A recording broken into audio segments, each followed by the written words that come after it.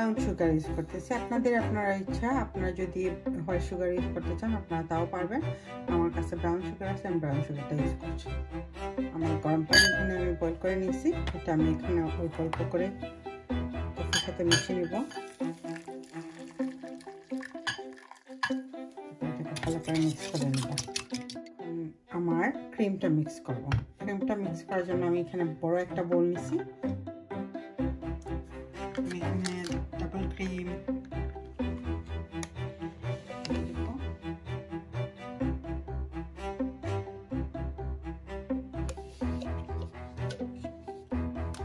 তারপরে এখন আমি আইসিং সুগার আর ক্রিমটাকে ভালো করে মিক্স করে নিব মিক্সারের সাথে।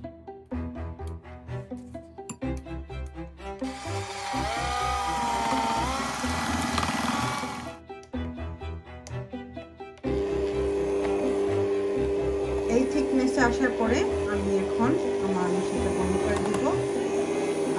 আমার থিকনেস এনাফ হয়ে গেছে। এখন আমি এটার সাথে মাস্কারপোনে চিজগুলো মিক্স করে, এখন আমি আর বিট করব না, এখন আমি একটা স্প্যাচুলা দিয়ে শুধু নেড়ে দেব।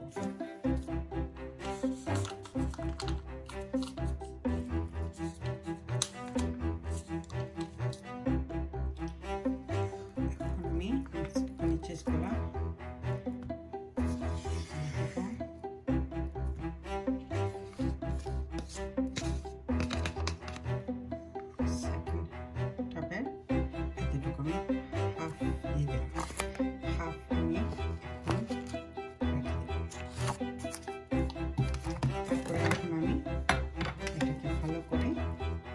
সাথে মিক্স করে নিব।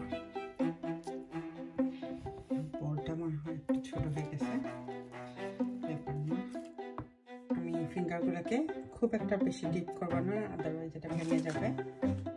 অল্প একটু ডিপ করব।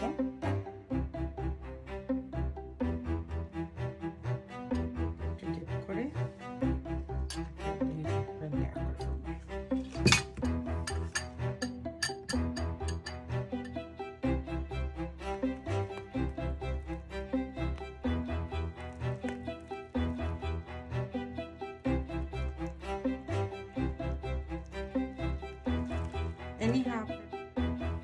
হাফ ক্রিম দিয়ে আমি এখানে দিয়ে দিচ্ছি। এখন আবার আমি লেয়ারিং করবো আমার সেকেন্ড লেয়ারের জন্য সেম মেথড, মানে কফির মধ্যে এগুলোকে ডিপ করে আবার আমি লেয়ার করব সেকেন্ড লেয়ার।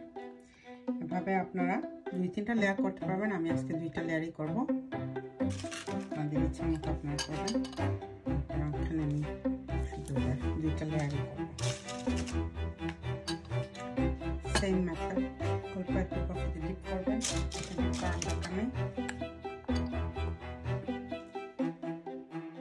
এখন আমার লেয়ার করা ফিনিশ। তা আমি এখন এটার উপরে আবার ক্রিম দিয়ে ডেকোরেশন করে ফেলবো। ডেকোরেশন সেম নোজেল প্লেন বা আপনারা এমনিতেই ক্রিম দিয়ে শুধু প্লেন করে ফেলতে পারবেন। আমি এখানে নোজেল দিয়ে আবার ডেকোরেশন করবো। এভাবে এখন একটা নাইফ নিয়ে বা যা একটা স্প্যাচুলার মাধ্যমে যার যেরকম সুবিধা আপনারা এভাবে চারো সাইডটা সমান করে মিক্স করে দিবেন। আদারওয়াইজ আপনার পাইপিং ব্যাগ দিয়ে করতে পারেন। আমার পাইপিং ব্যাগটা ভালো ছিল না, এজন্য আমাকে লাস্টে এই নাইফটা ইউজ করতে হয়েছে। এই হয়ে গেল আমার পাউডার দিয়ে এটাকে ডেকোরেশন করবো। এভাবে করতে পারেন। আমি এখন আমি এটাকে ফ্রিজে রেখে ঠান্ডা করে তারপরে সার্ভ করবো। Tiramisu ready. এটা একটা ডিজার্ট। তো আশা করি আপনাদের রেসিপিটা ভালো লাগবে। যদি আপনাদের রেসিপিটা ভালো লেগে থাকে তাহলে আমার চ্যানেলটা সাবস্ক্রাইব করবেন, লাইক শেয়ার করে পাশে থাকবেন। ধন্যবাদ সবাইকে। আল্লাহ হাফিজ।